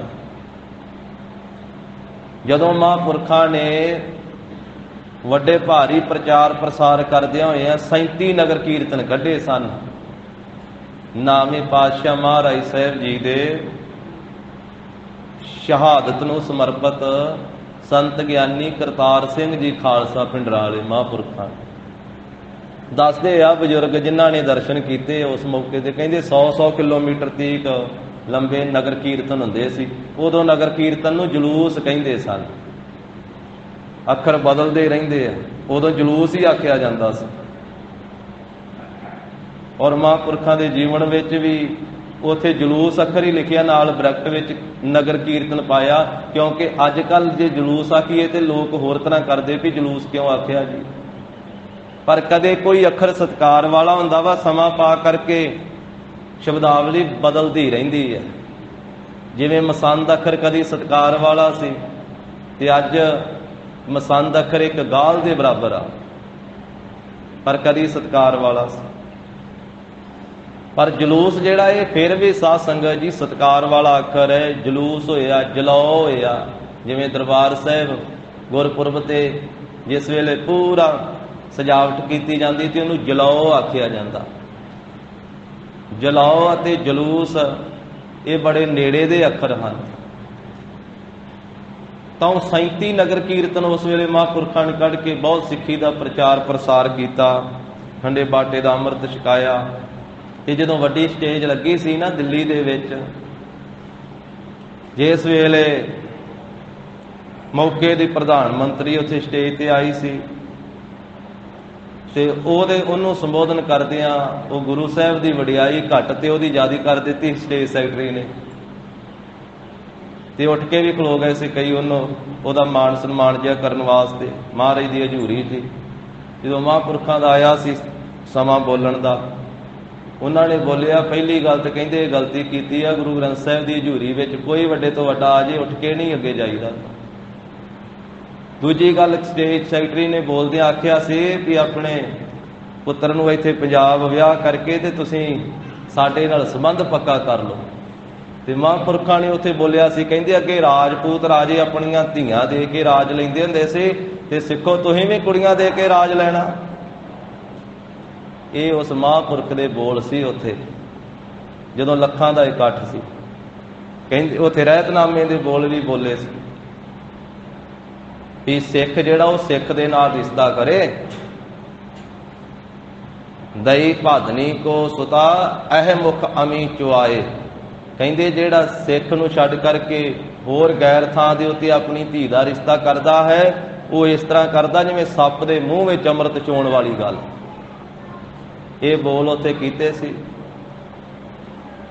तो इस तरीके नाल तां फिर उन्हां दे उत्ते कई तरीके दे नाल वो साध संगत जी सरकारी तौर पर महापुरखों नूं संकट देण दा भी यतन किया गया सी, पर उन्होंने डट के सिक्खी का प्रचार प्रसार किया। इत्थे कलगीधर पातशाह महाराज ने राजपूत राजियां दी अणखणों वंगारिया। महाराज कहंदे तुसीं राजपूत राजे हो पर अपने हत्थीं गावां कसाईयां नूं देंदे, भाव अपणियां लड़कियां तुहाडे राजपूत तुसीं राज भाग लैण वास्ते तुरकां नूं अपणियां लड़कियां दिंदे हो। ये गल ठीक नहीं तुहाडे वास्ते, ये तुहानूं विचारना चाहिए। इहदे वर्गा होर कोई औगण नहीं है। तुसीं राजपूत उस तरह तो अपने आप नूं कई कछवाहे सदाउंदे हो, कई हांडे, कई रठौर कहंदे हो भी असीं राठौर हाँ। इस तो बाद कि तुसीं अपने आप का ये नाम कहाउंदे हो, बहादुर बनदे हो ते अपनी अणख नूं ते अपने श्रेष्ठ जस नूं संसार विच वधाउणा करो। ये जिहड़ा उगण ये पाप करदे हो ये ना करो। ये जो धीआं दे के राज भाग करन वाली गल है, जो धीआं दिंदे हो तुसीं तुरकां नूं, ये तुहाडे वास्ते राजपूत राजो बड़ी खोटी गल आ, बहुत खोटी रीत पाई हुई है तुहाडे विच। महाराज कहंदे तुसीं करदे रहे हो, पहलां तुहानूं किसी ने रोकिया नहीं पर असीं रोकदे हां तुहानूं। 10वें पातशाह ने आख्या ये वड्डा पाप करदे हो, ये सही गल नहीं है तुहाडे वास्ते, ये खोटी रीत है। अपनी अणख गैरत वल्ले निगाह मारो। अगे वास्ते तुहानूं इस तरह करना चाहिदा है। अपनियां धीआं तुसीं तुरकां नूं ना दिओ, अपनियां पुत्रियां तुरकां नूं ना दिओ, इस तरह करो अगे वास्ते। भावना रखते सी महाराज उत्ते। दोनों राजियां ने कलगीधर पातशाह जी के बचन सुन करके हिरदे विच विचार कीती कि गुरु साहब जी का उपदेश साडे वास्ते लाभदायक है ते इहदे नाल साडा जस होवेगा। फिर हिरदे च विचारिया भी हाँ इस गल करके देशां विदेशां विच साडी निंदिया हुंदी है। जिन्ने भी असीं राजपूत हाँ सारियां दी निंदा देश विदेश विच हुंदी है इस खोटी रीति करके। इस तो बाद दोनों राजियां ने बहुत विचार कीती ते सतगुरु कलगीधर पातशाह जी की हजूरी विच फिर दोनों राजियां ने कसम खाधी ਸਹੁੰ ਖਾਧੀ। ਕਹਿਣ ਲੱਗੇ ਮਹਾਰਾਜ ਅਸੀਂ ਤੁਹਾਡੀ ਹਜ਼ੂਰੀ ਵਿੱਚ ਕਸਮ ਖਾਂਦੇ ਹਾਂ, ਜਿਹੜਾ ਵੀ ਰਾਜਪੂਤ ਦਾ ਪੁੱਤਰ ਹੋਵੇਗਾ, ਜਿਹੜਾ ਰਾਜਪੂਤ ਦਾ ਸ਼ੁਭ ਪੁੱਤਰ ਹੋਵੇਗਾ, ਮਹਾਰਾਜ ਅਸੀਂ ਇਹ ਕਸਮ ਖਾਂਦੇ ਹਾਂ ਤੇ ਅਸੀਂ ਇਹ ਸਾਰੇ ਰਾਜਪੂਤਾਂ ਨੂੰ ਆਖਾਂਗੇ ਕਿ ਜਿਹੜਾ ਰਾਜਪੂਤਾਂ ਦਾ ਪੁੱਤਰ ਹੈ ਉਹ ਤੁਰਕਾਂ ਨੂੰ ਆਪਣੀ ਪੁੱਤਰੀ ਨਾ ਦੇਵੇ, ਉਹ ਤੁਰਕਾਂ ਨੂੰ ਆਪਣੀ ਧੀ ਨਾ ਦੇਵੇ। ਇਸ ਪ੍ਰਕਾਰ ਫਿਰ ਬੇਨਤੀ ਕਰਨ ਲੱਗੇ, ਹੇ ਸ੍ਰੀ ਗੁਰੂ ਗੋਬਿੰਦ ਸਿੰਘ ਜੀ ਮਹਾਰਾਜ, ਪਹਿਲਾਂ ਆਪ ਜੀ ਦੇ ਸਤਿਕਾਰਯੋਗ ਦਾਦਾ ਸਤਿਗੁਰੂ ਜੀ ਹੋਏ ਹਨ, 6ਵੇਂ ਪਾਤਸ਼ਾਹ, ਮੀਰੀ ਪੀਰੀ ਦੇ ਮਾਲਕ ਸਤਿਗੁਰੂ। ਮਹਾਰਾਜ ਆਪ ਜੀ ਦੇ ਦਾਦਾ ਸਤਿਗੁਰੂ, ਮਹਾਨ ਮਹਾਬਲੀ ਸਤਿਗੁਰੂ ਦੇਗ ਤੇਗ ਦੇ ਧਨੀ 6ਵੇਂ ਪਾਤਸ਼ਾਹ ਸ੍ਰੀ ਗੁਰੂ ਹਰਗੋਬਿੰਦ ਸਾਹਿਬ ਜੀ ਦਾ ਸੋਹਣਾ ਜਸ ਅੱਜ ਤੀਕ ਹੋ ਰਿਹਾ ਹੈ, ਉਹਨਾਂ ਦੀ ਸ੍ਰੇਸ਼ਟ ਮਹਿਮਾ ਅੱਜ ਤੀਕ ਹੋ ਰਹੀ ਹੈ। ਜਿਵੇਂ 52 ਰਾਜਿਆਂ ਨੂੰ ਗਵਾਲੀਅਰ ਦੇ ਕਿਲੇ ਵਿੱਚੋਂ ਆਪ ਜੀ ਦੇ ਦਾਦਾ ਸਤਿਗੁਰੂ ਜੀ ਨੇ ਰਿਹਾ ਕਰਵਾਇਆ ਸੀ, ਉਹਨਾਂ ਦੀ ਬੰਦ ਖਲਾਸੀ ਕੀਤੀ ਸੀ। ਆਪ ਜੀ ਦੇ ਦਾਦਾ ਸਤਿਗੁਰੂ ਜੀ ਦੀ ਕਿਰਪਾ ਦੇ ਨਾਲ ਹੀ ਇਹ ਰਾਜਪੂਤ ਰਾਜੇ 52 ਰਾਜੇ ਇਹ ਗਵਾਲੀਅਰ ਦੇ ਕਿਲੇ ਵਿੱਚੋਂ ਬਾਹਰ ਆਏ ਸਨ। ਮਹਾਰਾਜ ਤੁਸੀਂ ਵੀ ਆਪਣੇ ਦਾਦਾ ਸਤਿਗੁਰੂ ਜੀ ਵਰਗੇ ਉਹਨਾਂ ਦੇ ਤੁਸੀਂ ਪੋਤਰੇ ਹੋ ਤੇ ਉਹਨਾਂ ਵਰਗੇ ਹੀ ਹੋ। ਮਹਾਰਾਜ ਤੁਸੀਂ ਵੀ ਵੀਰ ਰਸ ਦੇ ਵਿੱਚ ਪਰੋਤੇ ਹੋਏ ਹੋ, ਤੁਹਾਡੇ ਵਿੱਚ ਵੀ ਵੀਰ ਰਸ ਭਰਿਆ ਹੋਇਆ ਹੈ ਤੁਹਾਡੇ ਦਾਦਾ ਜੀ ਵਾਂਗੂ। ਜਿਵੇਂ ਗੁਰੂ ਹਰਗੋਬਿੰਦ ਸਾਹਿਬ ਮਹਾਰਾਜ ਮਹਾਬਲੀ ਸਨ, ਇਸੇ ਤਰ੍ਹਾਂ ਤੁਸੀਂ ਉਹਨਾਂ ਦੇ ਪੋਤਰੇ ਹੋ ਤੇ ਮਹਾਰਾਜ ਜੰਗ ਦੇ ਮੈਦਾਨ ਵਿੱਚ ਤੁਹਾਡੀ ਵੀ ਮਹਾਨ ਮਹਿਮਾ ਹੈ। ਪੋਤੇ ਨਾਮ ਜਹਾਜ਼ ਦਾ ਵੀ ਹੁੰਦਾ ਹੈ, ਤੁਸੀਂ ਮਹਾਰਾਜ ਵੀਰ ਰਸ ਦੇ ਜਹਾਜ਼ ਹੀ ਹੋ। ਮਹਾਰਾਜ ਅਸੀਂ ਸੁਣਿਆ ਹੈ ਆਪ ਜੀ ਦੇ ਭਾਰੀ ਜਿਹੜੇ ਜੰਗ ਹਨ, ਤੁਸੀਂ ਜੰਗਾਂ ਦੇ ਵਿੱਚ ਬੜੀ ਬਹਾਦਰੀ ਵਿਖਾਈ ਹੈ, ਬਹੁਤ ਵੀਰ ਰਸ ਵਿਖਾਇਆ ਹੈ। ਮਹਾਰਾਜ ਜਿੰਨਾ ਤੁਰਕਾਨਾ ਆਪ ਜੀ ਤੇ ਚੜ੍ਹ ਕੇ ਜਾਂਦਾ ਰਿਹਾ, ਸ੍ਰੀ ਅਨੰਦਪੁਰ ਸਾਹਿਬ ਜਾਂ ਚਮਕੌਰ ਦੀ ਗੜੀ ਦੇ ਵਿੱਚ ਘੇਰਾ ਪਾਇਆ, ਸਭ ਤੁਰਕਾਨਿਆਂ ਦੇ ਘਰਾਂ ਵਿੱਚ ਮਹਾਰਾਜ ਤੁਸੀਂ ਸ਼ੋਕ ਪੈਦਾ ਕਰ ਦਿੱਤਾ, ਗਮ ਪੈਦਾ ਕਰ ਦਿੱਤਾ, ਤੁਰਕਾਂ ਨੂੰ ਮਾਰ ਮਾਰ ਕੇ ਢੇਰ ਲਾ ਦਿੱਤੇ।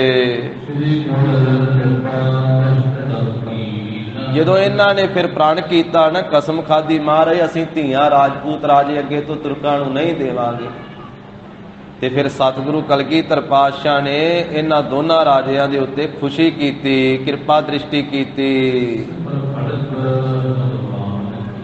ਮਹਾਰਾਜ ਨੇ ਆਪਣੇ ਸਿੰਘਾਂ ਨੂੰ ਕਹਿ ਕਰਕੇ ਇੱਕ ਢਾਲ ਮੰਗਵਾਈ ਹੈ, ਖੜਗ ਮੰਗਵਾਈ ਹੈ।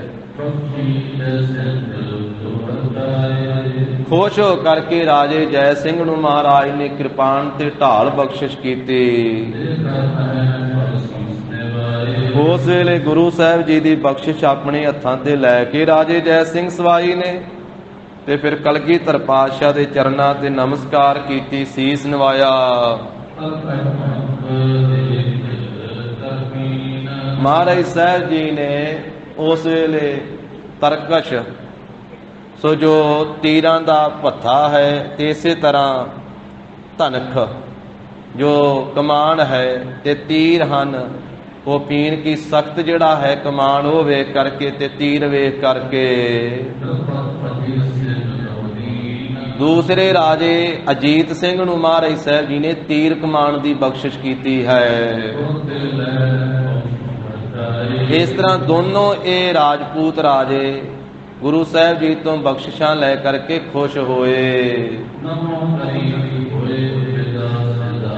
ਸਤਿਗੁਰੂ ਜੀ ਨੂੰ ਨਮਸਕਾਰ ਕੀਤੇ ਤੇ ਨਮਸਕਾਰ ਕਰਕੇ ਵਿਦਾ ਹੋ ਕੇ ਚਲੇ ਗਏ। ਜਾਂਦਿਆਂ ਹੋਇਆਂ ਸ੍ਰੀ ਗੁਰੂ ਗੋਬਿੰਦ ਸਿੰਘ ਮਹਾਰਾਜ ਜੀ ਦੀ ਸਿਫਤ ਕਰਦੇ ਗਏ, ਸਤਿਗੁਰਾਂ ਨੂੰ ਸਲਾਹੁੰਦੇ ਹੋਏ ਆਪਣੇ ਡੇਰੇ ਚਲੇ ਗਏ। ਇਹਨਾਂ ਦੀ ਐਸੀ ਭਾਵਨਾ ਇਹਨਾਂ ਨੇ ਵੇਖਿਆ ਹੈ ਕਿ ਇਹ ਸ੍ਰੀ ਗੁਰੂ ਨਾਨਕ ਦੇਵ ਸਾਹਿਬ ਮਹਾਰਾਜ ਜੀ ਦੀ ਗੱਦੀ ਹੈ, ਜੋ ਸਭ ਸੰਸਾਰ ਦੇ ਵਿੱਚ ਸਭ ਤੋਂ ਵੱਡੀ ਗੱਦੀ ਹੈ। ਸ੍ਰੀ ਗੁਰੂ ਨਾਨਕ ਦੇਵ ਸਾਹਿਬ ਜੀ ਦੀ ਗੱਦੀ। ਕਿ ਸ੍ਰੀ ਗੁਰੂ ਨਾਨਕ ਦੇਵ ਸਾਹਿਬ ਮਹਾਰਾਜ ਜੀ ਦੀ ਗੁਰਤਾ ਗੱਦੀ ਤੇ ਇਹ 10ਵੇਂ ਥਾਂ ਤੇ ਹਨ ਸ੍ਰੀ ਗੁਰੂ ਗੋਬਿੰਦ ਸਿੰਘ ਜੀ ਮਹਾਰਾਜ। ਸ੍ਰੀ ਗੁਰੂ ਨਾਨਕ ਦੇਵ ਸਾਹਿਬ ਮਹਾਰਾਜ ਦੀ ਗੱਦੀ ਦੇ ਮਾਲਕ ਸਤਿਗੁਰੂ ਜੀ ਦੇ ਦਰਸ਼ਨ ਵੇਖੇ, ਐਸੀ ਭਾਵਨਾ ਨਾਲ ਗਏ। ਇਸ ਤਰ੍ਹਾਂ ਸੋਭਾ ਵਾਲੇ ਪ੍ਰਭੂ ਸ੍ਰੀ ਗੁਰੂ ਗੋਬਿੰਦ ਸਿੰਘ ਮਹਾਰਾਜ ਜੀ ਨੇ ਕੁਝ ਦਿਨ ਬਤੀਤ ਕੀਤੇ। ਆਗਰੇ ਸ਼ਹਿਰ ਦੇ ਵਿੱਚ ਬਾਗ 'ਚ ਪੜਾਏ ਮਹਾਰਾਜ ਸਾਹਿਬ ਜੀ ਦਾ। ਕਿੰਨੀਆਂ ਹੀ ਸੰਗਤਾਂ ਮਿਲ ਕਰਕੇ ਆਉਂਦੀਆਂ, ਗੁਰੂ ਜੀ ਦੇ ਦਰਸ਼ਨ ਕਰਕੇ ਜਾਂਦੀਆਂ। ਬਹੁਤਾ ਧਨ, ਬਹੁਤੀਆਂ ਭੇਟਾਵਾਂ ਤਰ੍ਹਾਂ ਤਰ੍ਹਾਂ ਦੀਆਂ ਲਿਆ ਕਰਕੇ ਸੰਗਤਾਂ ਅਰਪਣ ਕਰਦੀਆਂ। ਗਰੀਬ ਨਵਾਜ ਸਾਹਿਬ ਜੀ ਸਭ ਦੀਆਂ ਕਾਮਨਾ ਪੂਰੀਆਂ ਕਰਦੇ ਔਰ ਮਹਾਰਾਜ ਸਾਹਿਬ ਜੀ ਦਾ ਜਸ ਹੁੰਦਾ।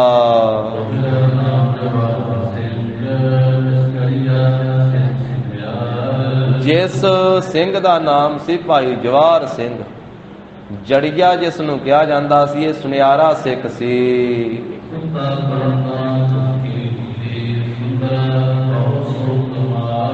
ਤਾਂ ਕਹਿੰਦੇ ਇਸ ਸੁਨਿਆਰੇ ਸਿੱਖ, ਜੜੀਆ ਸਿੱਖ ਭਾਈ ਜਵਾਹਰ ਸਿੰਘ ਜੀ ਦੀ ਸੋਹਣੀ ਔਰ ਜਵਾਨ ਪੁੱਤਰੀ ਸੀ। ਸੁਤਾ ਤਰਨ ਤਿਸ ਕੀ ਹੁਤੀ। ਇਸ ਦੀ ਪੁੱਤਰੀ ਕਹਿੰਦੇ ਜਵਾਨ ਅਵਸਥਾ ਵਿੱਚ ਸੀ। ਸੁੰਦਰ ਬਹੁ ਸੁਕੁਮਾਰ, ਜਵਾਨ ਅਵਸਥਾ ਹੋਣੇ ਕਰਕੇ ਬਹੁਤ ਸੁੰਦਰ ਸੀ ਸਰੂਪ ਭਾਈ ਜਵਾਹਰ ਸਿੰਘ ਜੀ ਦੀ ਧੀ ਦਾ।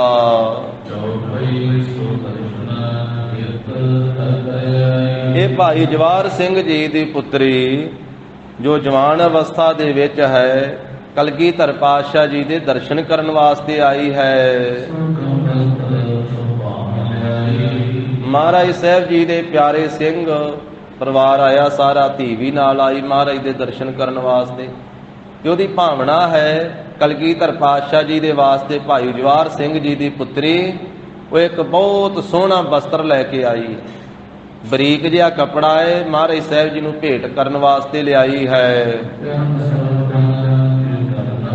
ਇਹ ਭਾਈ ਜਵਾਹਰ ਸਿੰਘ ਜੀ ਦੀ ਪੁੱਤਰੀ ਨੇ ਉਹ ਸੋਹਣਾ ਕੱਪੜਾ ਵਸਤਰ ਕਲਗੀਧਰ ਪਾਤਸ਼ਾਹੀ ਦੇ ਚਰਨਾਂ ਕਮਲਾਂ ਤੇ ਅਰਪਣ ਕਰਕੇ ਨਮਸਕਾਰ ਕੀਤੀ ਹੈ।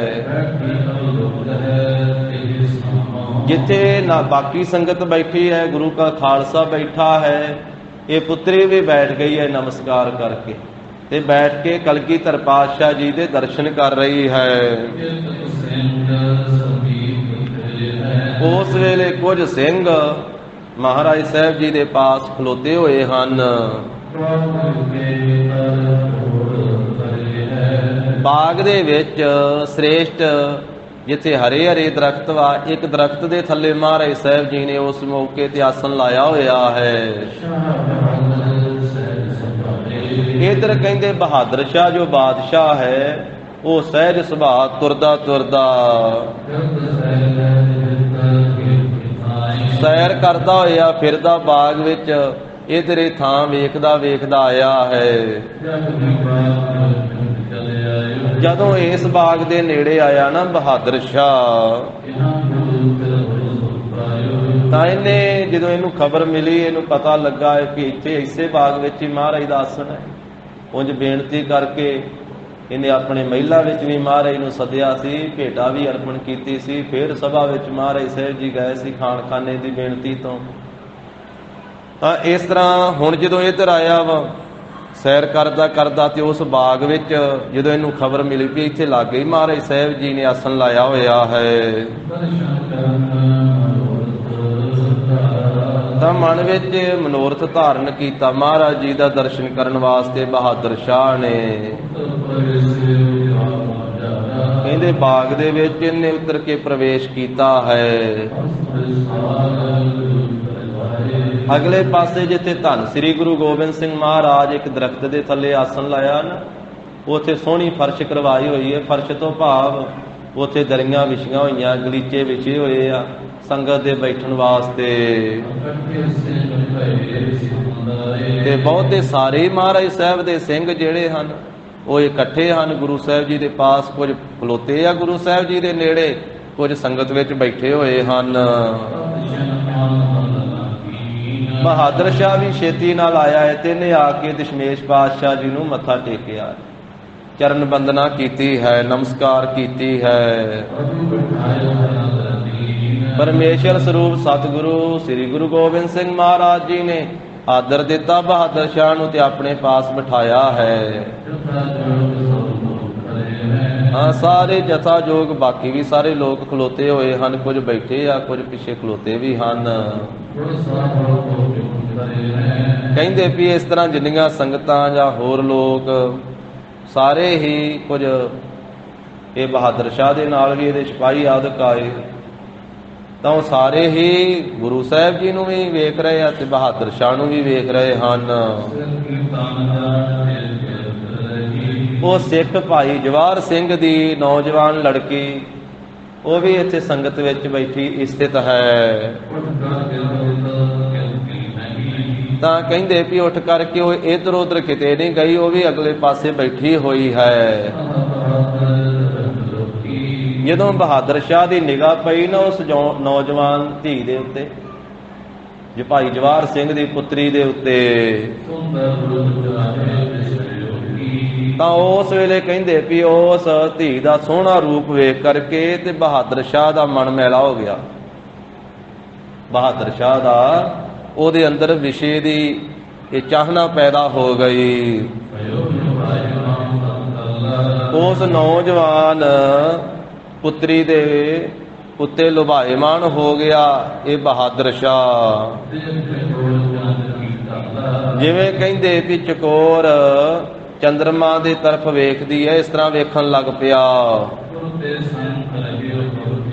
ਪਰ ਫਿਰ ਵੀ ਸਾਹਮਣੇ ਗੁਰੂ ਗੋਬਿੰਦ ਸਿੰਘ ਜੀ ਬੈਠੇ ਆ। ਗੁਰੂ ਗੋਬਿੰਦ ਸਿੰਘ ਮਹਾਰਾਜ ਸਾਹਿਬ ਜੀ ਦੀ ਤਰਫੋਂ ਸ਼ੰਕਾ ਜਿਹਾ ਕਰਦਾ ਹੈ, ਸੰਕੋਚ ਕਰਦਾ ਹੈ, ਭੈ ਜਿਹਾ ਆਉਂਦਾ ਹੈ।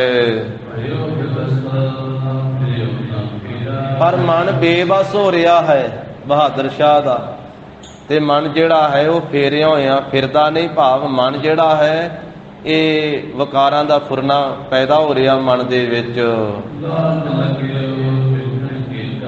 ਇਸ ਤਰ੍ਹਾਂ ਕਹਿੰਦੇ ਵੇਖਣ ਦਾ ਲਾਲਚ ਜਿਹਾ ਲੱਗ ਗਿਆ ਹੈ ਬਹਾਦਰ ਸ਼ਾਹ ਨੂੰ।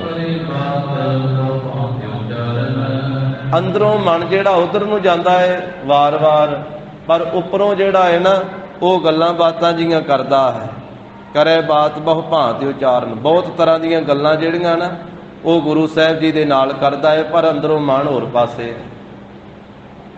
ਬਹੁਤ ਚੰਦਰਾ ਮਨ ਹੈ। ਐਵੇਂ ਨਹੀਂ ਗੁਰੂ ਸਾਹਿਬ ਜੀ ਨੇ ਕਹਿ ਦਿੱਤਾ ਵੀ ਮਨ ਨੂੰ ਜਿੱਤਣਾ ਹੀ ਜੱਗ ਨੂੰ ਜਿੱਤਣਾ। ਮਨ ਨਹੀਂ ਜਿੱਤਿਆ ਜਾਂਦਾ, ਜਿੱਤਿਆ ਜਾਂਦਾ ਹੈ ਪਰ ਗੁਰੂ ਸਾਹਿਬ ਦੀ ਪੂਰੀ ਕਿਰਪਾ ਹੋਵੇ ਤਾਂ ਆਪਣੇ ਆਪ ਨਹੀਂ ਕੋਈ ਮਾਈ ਦਾ ਲਾਲ ਮਨ ਨੂੰ ਜਿੱਤ ਸਕਦਾ। ਮਹਾਰਾਜ ਸਾਹਿਬ ਦਾ ਬਚਨ ਆ ਜਪਜੀ ਸਾਹਿਬ ਜੀ, ਮਨ ਜੀਤਾ ਹੈ ਜੱਗ ਜੀਤ। ਮਨ ਨੂੰ ਜਿੱਤਣਾ ਹੀ ਜੱਗ ਨੂੰ ਜਿੱਤਣਾ। ਫਿਰ ਮਹਾਰਾਜ ਸਾਹਿਬ ਜੀ ਨੇ ਅੱਗੇ ਜਾ ਕੇ ਬਚਨ ਕਹੇ, ਮਨ ਵਾਸੇ ਆਵੇ ਨਾਨਕਾ ਜੇ ਪੂਰਨ ਕਿਰਪਾ ਹੋਏ। ਜੇ ਪੂਰੀ ਗੁਰੂ ਕੀ ਕਿਰਪਾ ਹੋਵੇ ਤੇ ਮਨ ਵਸ ਵਿੱਚ ਆਉਂਦਾ, ਨਹੀਂ ਤੇ ਮਨ ਵਸ ਵਿੱਚ ਨਹੀਂ ਆਉਂਦਾ। ਵੱਡਿਆਂ ਵੱਡਿਆਂ ਦਾ ਡੋਲ ਜਾਂਦਾ, ਪਰ ਜਿਹਦੇ ਸਿਰ ਤੇ ਗੁਰੂ ਸਾਹਿਬ ਆਪਣਾ ਮਿਹਰ ਭਰਿਆ ਹੱਥ ਰੱਖਣ ਉਹਨੂੰ ਡੋਲਣ ਤੋਂ ਬਚਾ ਸਕਦੇ ਆ। ਤੇ ਡੋਲਣ ਤੋਂ ਬਚਣ ਵਾਸਤੇ ਗੁਰੂ ਕੇ ਚਰਨਾਂ 'ਚ ਰੋਜ਼ ਸਿੱਖ ਨੂੰ ਅਰਦਾਸ ਕਰਨੀ ਚਾਹੀਦੀ। ਡੰਡੌਤ ਬੰਦਨ ਅਨਕ ਬਾਰ ਸਰਬ ਕਲਾ ਸਮਰੱਥ, ਡੋਲਣ ਤੇ ਰਾਖੋ ਪ੍ਰਭੂ ਨਾਨਕ ਦੇ ਕਰ ਹੱਥ। ਵੀ ਧੰਨ ਸ੍ਰੀ ਗੁਰੂ ਨਾਨਕ ਸਾਹਿਬ ਜੀ ਮਹਾਰਾਜ ਆਪਣਾ ਮਿਹਰ ਭਰਿਆ ਹੱਥ ਰੱਖ ਕਰਕੇ ਤੇ ਡੋਲਣ ਤੋਂ ਬਚਾਓ, ਰੱਖਿਆ ਕਰੋ। ਸਤਿਗੁਰੂ ਜਿਸ ਤੇ ਕਿਰਪਾ ਕਰਦੇ ਆ ਉਹਨੂੰ ਨਹੀਂ ਫਿਰ ਡੋਲਣ ਦਿੰਦੇ। ਨਹੀਂ ਤਾਂ ਮਨ ਦੀ ਹਾਲਤ ਤੇ ਐਸੀ ਆ, ਕਿਸੇ ਗੁਰਮੁਖ ਦਾ ਬੋਲ ਹੈ, ਉਹ ਕਹਿੰਦਾ ਹੈ ਮਨ ਕੇ ਮਾਰੇ ਮਰ ਗਏ ਕਾਜੀ ਮੁੱਲਾ ਸੇਖ। ਮਨ ਦੇ ਮਗਰ ਨਾ ਲੱਗੀ ਹੈ ਪਲਕ ਪਲਕ ਮਨ ਹੋਰ। ਮਨ ਲੋਭੀ, ਮਨ ਲਾਲਚੀ, ਮਨ ਕਪਟੀ, ਮਨ ਚੋਰ। ਇਹ ਮਨ ਹੀ ਸਭ ਕੁਝ ਬਣਾ ਦਿੰਦਾ ਹੈ। ਕਿਤੇ ਲੋਭੀ ਬਣਾ ਦਿੰਦਾ, ਕਿਤੇ ਲਾਲਚੀ ਬਣਾ ਦਿੰਦਾ, ਕਿਤੇ ਕਪਟੀ ਬਣਾ ਦਿੰਦਾ, ਕਿਤੇ ਚੋਰ ਬਣਾ ਦਿੰਦਾ ਬੰਦੇ। ਇੱਕ ਫੁਰਨਾ ਹੀ ਹੈ ਨਾ, ਪਤਾ ਨਹੀਂ ਕਿਹੜੇ ਵੇਲੇ ਚੰਗਾ ਫੁਰਨਾ ਆ ਜਾਣਾ ਤੇ ਪਤਾ ਨਹੀਂ ਕਿਹੜੇ ਵੇਲੇ ਮਾੜਾ ਫੁਰਨਾ ਆ ਜਾਣਾ। ਇਸ ਕਰਕੇ ਗੁਰੂ ਸਾਹਿਬ ਨੇ ਆਖਿਆ ਭਾਈ ਚੰਗੀ ਸੰਗਤ ਕਰ, ਚੰਗਾ ਵੇਖ, ਚੰਗਾ ਸੁਣ, ਚੰਗਾ ਬੋਲ, ਚੰਗੇ ਪਾਸੇ ਚੱਲ। ਇਹ ਸਾਰੇ ਮਹਾਰਾਜ ਸਾਹਿਬ ਜੀ ਨੇ ਮਨ ਨੂੰ ਕਾਬੂ ਕਰਨ ਦੇ ਯਤਨ ਦੱਸੇ। ਜਿਹੋ ਜਿਹਾ ਵੇਖੇਗਾ ਵੇਖਣ ਦਾ ਵੀ ਅਸਰ ਮਨ ਤੇ ਹੁੰਦਾ, ਜਿਹੋ ਜਿਹਾ ਬੋਲੇਗਾ ਉਹਦਾ ਵੀ ਅਸਰ ਮਨ ਤੇ ਹੁੰਦਾ, ਜਿਹੋ ਜਿਹਾ ਸੁਣੇਗਾ ਉਹਦਾ ਵੀ ਅਸਰ ਮਨ ਤੇ ਹੁੰਦਾ। ਇੱਕ ਤਸਵੀਰ ਉਹਨੂੰ ਵੇਖ ਕਰਕੇ ਮਨ ਪਵਿੱਤਰ ਹੋ ਜਾਂਦਾ, ਇੱਕ ਤਸਵੀਰ ਹੀ ਹੈ, ਇੱਕ ਫੋਟੋ ਹੀ ਆ, ਉਹਨੂੰ ਵੇਖ ਕੇ ਮਨ ਮੈਲਾ ਹੋ ਜਾਂਦਾ। ਇੱਕ ਬੋਲ ਹੀ ਆ ਕੰਨਾਂ 'ਚ ਪੈ ਜਾਵੇ ਤੇ ਹਿਰਦਾ ਪਵਿੱਤਰ ਹੋ ਜਾਂਦਾ ਹੈ ਗੁਰੂ ਕੀ ਬਾਣੀ ਦਾ, ਨਾਮ ਦਾ। ਇੱਕ ਉਹ ਵੀ ਬੋਲ ਹੀ ਆ, ਗੰਦੇ ਗੀਤ, ਗੰਦੀਆਂ ਗੱਲਾਂ, ਉਹ ਕੰਨਾਂ 'ਚ ਪੈਣ ਤੇ ਮਨ ਮੈਲਾ ਹੋ ਜਾਂਦਾ। ਇਸ ਕਰਕੇ ਵੇਖਣ ਦਾ ਵੀ, ਸੁਣਨ ਦਾ ਵੀ, ਬੋਲਣ ਦਾ ਵੀ, ਇਹ ਸਭ ਕੁਝ ਦਾ ਮਨ ਦੇ ਉੱਤੇ ਪ੍ਰਭਾਵ ਪੈਂਦਾ ਹੈ। ਖਾਣ ਪੀਣ ਦਾ ਵੀ ਪੈਂਦਾ ਹੈ। ਜੈਸਾ ਅੰਨ ਤੈਸਾ ਮਨ, ਐਸਾ ਜ਼ਿਕਰ ਗੁਰਮੁਖਾਂ ਨੇ ਕੀਤਾ। ਤੋ ਗਰੀਬ ਨਵਾਜ਼ ਸਾਹਿਬ ਜੀ ਦੇ ਪਾਸ ਬੈਠਾ ਹੈ, ਪਰ ਉਸ ਨੌਜਵਾਨ ਲੜਕੀ ਦੇ ਉੱਤੇ ਬਹਾਦਰ ਸ਼ਾਹ ਦਾ ਮਨ ਲੁਭਾਇਮਾਨ ਹੋ ਗਿਆ। ਪਰ ਗੁਰੂ ਸਾਹਿਬ ਦੇ ਸਾਹਮਣੇ ਬੈਠਾ, ਇਸ ਕਰਕੇ ਸ਼ੰਕਾ, ਗੁਰ ਤੇ ਸ਼ੰਕ ਰਹਿਓ ਬਹੁ ਤੇਰਾ, ਤੇ ਮਨ ਜਿਹੜਾ ਉਹ ਬੇਵੱਸ ਹੋ ਰਿਹਾ। ਉੱਤੋਂ ਉੱਤੋਂ ਬਹੁਤੀਆਂ ਗੱਲਾਂ ਜਿਹੜੀਆਂ ਉਹ ਬਣਾ ਬਣਾ ਕੇ ਕਰਦਾ ਹੈ। ਅੰਦਰੋਂ ਮਨ ਤਾਂ ਉਧਰ ਹੀ ਆ ਤੇ ਉੱਤੋਂ ਉੱਤੋਂ ਮਹਾਰਾਜ ਦੇ ਨਾਲ ਗੱਲਾਂ ਪਿਆ। ਪੁੱਛਣ ਲੱਗਾ, ਸਤਿਗੁਰੂ ਜੀ ਨੂੰ ਕਹਿਣ ਲੱਗਾ, ਬਹਾਦਰ ਸ਼ਾਹ ਮਹਾਰਾਜ, ਸਾਡੇ ਮਤ ਦੇ ਵਿੱਚ, ਸਾਡੇ ਧਰਮ ਦੇ ਵਿੱਚ ਜਿਹੜਾ ਮਹਾਰਾਜ ਹਿੱਤ ਚਿੱਤ ਦੇ ਨਾਲ ਕਲਮਾ ਪੜ੍ਹਦਾ ਹੈ ਉਹਨੂੰ ਮਹਾਰਾਜ ਦੋਜਕ ਵਿੱਚ ਨਹੀਂ ਪੈਣਾ ਪੈਂਦਾ। ਜਿਹੜਾ ਕਲਮਾ ਪੜ੍ਹ ਲਵੇ ਪ੍ਰੇਮ ਦੇ ਨਾਲ, ਉਹ ਨਰਕਾਂ ਵਿੱਚ ਨਹੀਂ ਪੈਂਦਾ। ਸਾਡੇ ਮਤ ਵਿੱਚ ਐਸਾ ਹੈ। ਉਹ ਮਹਾਰਾਜ ਭਿਸਤ ਨੂੰ ਚਲੇ ਜਾਂਦਾ ਹੈ ਤੇ ਸੁੱਖ ਭੋਗਦਾ ਹੈ ਜਿਹੜਾ ਕਲਮਾ ਪੜ੍ਹ ਲਵੇ। ਸਤਿਗੁਰਾਂ ਨੇ ਕਿਹਾ, ਬਹਾਦਰ ਸ਼ਾਹ ਕੱਲੇ ਕਲਮਾ ਪੜ੍ਹਨ ਨਾਲ ਨਹੀਂ ਸਵਰਗ ਨੂੰ ਜਾਈਦਾ, ਜੇ ਨੀਤ ਸਾਫ਼ ਨਾ ਹੋਵੇ ਤੇ, ਜੇ ਮਨ ਸਾਫ਼ ਨਾ ਹੋਵੇ ਤੇ ਉੱਤੋਂ ਉੱਤੋਂ ਜਿੰਨੇ ਮਰਜ਼ੀ ਕਲਮੇ ਪੜ੍ਹੀ ਜਾਈਏ ਨਾ, ਜੇ ਮਨ ਵਿੱਚ ਭੈੜੀ ਵਾਸ਼ਨਾ ਹੈ, ਭੈੜਾ ਖਿਆਲ, ਭੈੜਾ ਫੁਰਨਾ ਹੈ, ਤੇ ਜ਼ਬਾਨ ਦਾ ਪੜ੍ਹਿਆ ਕਲਮਾ ਸਵਰਗ ਵਿੱਚ ਨਹੀਂ ਲੈ ਕੇ ਜਾਂਦਾ, ਨਰਕਾਂ 'ਚ ਜਾਵੇਗਾ। ਨਰਕਾਂ 'ਚ ਜਾਣਾ ਪੈਂਦਾ, ਕਿਉਂਕਿ ਉੱਤੋਂ ਉੱਤੋਂ ਪੜ੍ਹਨ ਦੇ ਨਾਲ ਧਾਰਮਿਕ ਕਲਾਮ ਪੜ੍ਹ ਲਾ ਤੇ ਜੇ ਅੰਦਰੋਂ ਮਨ ਦੀ ਮੈਲ ਨਹੀਂ ਦੂਰ ਹੋਈ ਤਾਂ ਫਿਰ ਮਹਾਰਾਜ ਕਹਿੰਦੇ ਵੀ ਨਰਕਾਂ ਨੂੰ ਜਾਣਾ ਪੈਂਦਾ ਵਾ, ਦੋਜਕ 'ਚ ਜਾਣਾ ਪੈਂਦਾ, ਭਿਸਤ ਨੂੰ ਨਹੀਂ। ਉਹ ਕਿਵੇਂ? ਬੜੇ ਖੁਲਾਸੇ ਸਹਿਤ ਇਸ ਗੱਲ ਨੂੰ ਅੱਗੇ ਮਹਾਰਾਜ ਨੇ ਦੱਸਣਾ, 10ਵੇਂ ਪਾਤਸ਼ਾਹ ਨੇ। ਉਹ ਕੱਲ੍ਹ ਦੇ ਪ੍ਰਸੰਗ ਵਿੱਚ ਸਾਧ ਸੰਗਤ ਜੀ ਆਵੇਗਾ। ਗੁਰੂ ਜੀ ਦੇ ਪਾਵਨ ਇਤਿਹਾਸ ਦੀ ਵਿਚਾਰ ਸਾਂਝੀ ਕਰਦਿਆਂ ਹੋਈਆਂ ਭੁੱਲਾਂ ਚੁੱਕਾਂ ਦੀ ਸਤਿਗੁਰੂ ਜੀ ਗੁਰ ਸੰਗਤ ਜੀ ਖਿਮਾ ਦੇਣੀ। ਦੇਹੋ ਸੱਜਣ ਅਸੀਸੜੀਆਂ, ਜਿਉ ਹੋਵੈ ਸਾਹਿਬ ਸਿਉ ਮੇਲ। ਵਾਹਿਗੁਰੂ ਵਾਹਿਗੁਰੂ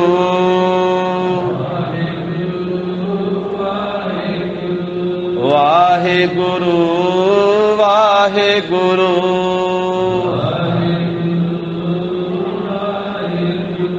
ਵਾਹਿਗੁਰੂ ਵਾਹਿਗੁਰੂ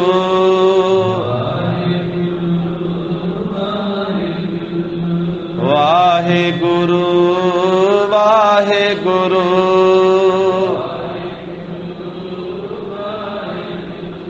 ਹੇ ਗੋਬਿੰਦ ਹੇ ਗੋਪਾਲ ਹੇ ਦਇਆਲ ਲਾਲ ਪ੍ਰਾਨ ਨਾਥ ਅਨਾਥ ਸਖੇ ਦੀਨ ਦਰਦ ਨਿਵਾਰ ਹੇ ਸਮਰੱਥ ਅਗਮ ਪੂਰਨ ਮੋਹਿ ਮਇਆ ਧਾਰ ਅੰਧ ਕੂਪ ਮਹਾ ਭਿਆਨ ਨਾਨਕ ਪਾਰੇ ਉਤਾਰ ਆਏ ਪ੍ਰਭ ਸਰਨਾਗਤੇ ਕਿਰਪਾ ਨਿਧ ਦਇਆਲ ਏਕ ਅੱਖਰ ਹਰ ਮਨ ਬਸਤ ਨਾਨਕ ਹੋਤ ਨਿਹਾਲ ਕਥਾ ਨਿਤਾ ਪ੍ਰਤ ਹੋਤ ਹੈ ਸੁਨਹੁ ਸਿੰਘ ਸੁਜਾਨ ਨਾਨਕ ਗੁਰ ਗੋਬਿੰਦ ਸਿੰਘ ਜੀ ਸਦਾ ਕਰੇ ਕਲਿਆਣ ਨਾਨਕ ਗੁਰ ਗੋਬਿੰਦ ਸਿੰਘ ਜੀ ਸਦਾ ਕਰੇ ਕਲਿਆਣ। ਵਾਹਿਗੁਰੂ ਜੀ ਕਾ ਖਾਲਸਾ ਵਾਹਿਗੁਰੂ ਜੀ ਕੀ ਫਤਿਹ। ਸਤਿ ਸ੍ਰੀ ਅਕਾਲ। ਵਾਹਿਗੁਰੂ ਜੀ ਕਾ ਖਾਲਸਾ ਵਾਹਿਗੁਰੂ ਜੀ ਕੀ ਫਤਿਹ।